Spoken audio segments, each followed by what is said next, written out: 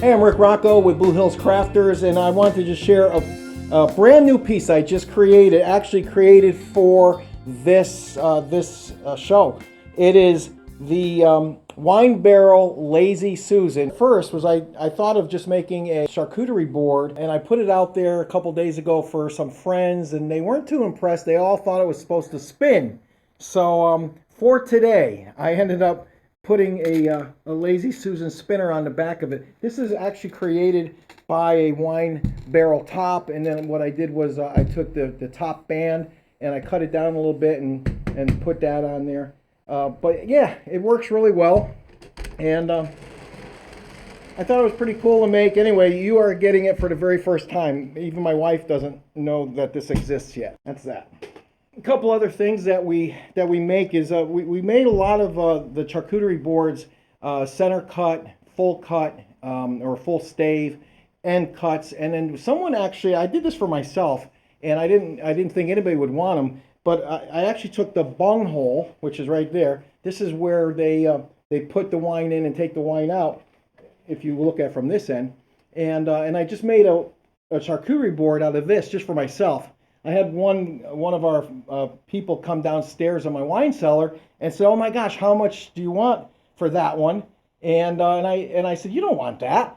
And he said, "Yeah, that one is super cool." And so I ended up making these, and even though they're kind of weird because they have a hole in the middle of them, people like them, so I thought that was pretty cool. This one right here, this is a full stave charcuterie board, and it's big. It's got room for a big party. This is the back of it.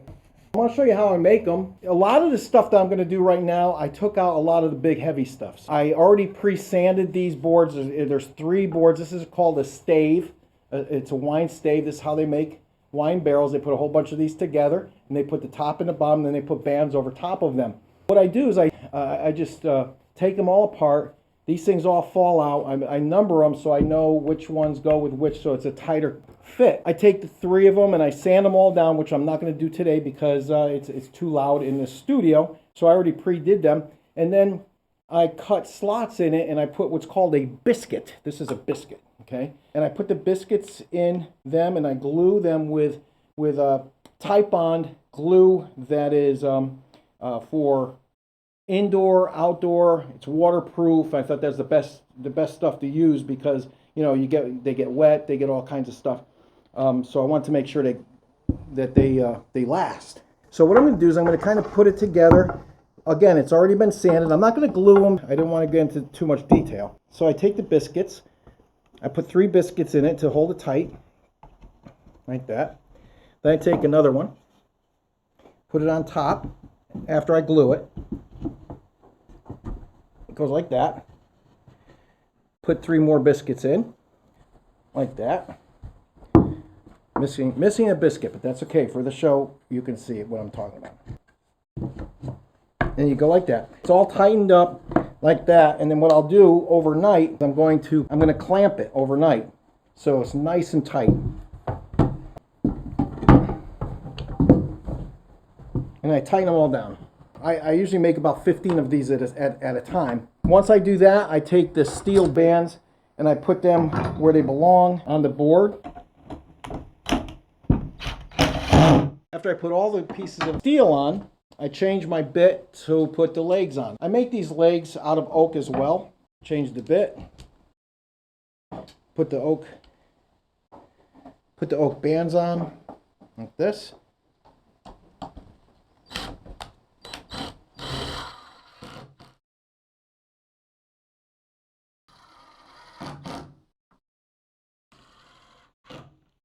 That's it. I let it stay overnight with everything connected. The next day, I take it apart,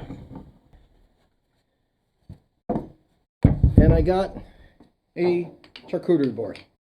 This is the way it comes out.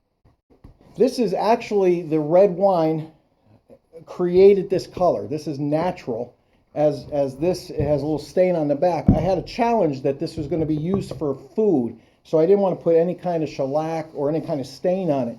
So I had to think, what can I use that will protect the wood yet still look pretty. So what I did was I got this butcher block oil, which is of course natural, and I drizzle some on like that. This is on every board, and you'll see the richness, how it's changing the color, and it's just sucking right into the wood.